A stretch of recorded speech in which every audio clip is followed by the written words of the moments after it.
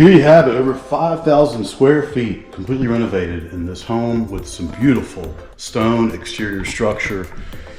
Got a beautiful little lake out here, well, more of a pond, but hey, no complaints. You're sitting out here enjoying your evenings from the deck, looking out, or you can just take the flows behind it. Hidden details and charm. This is one you want to come and check out if you're in the custom home, luxury home market.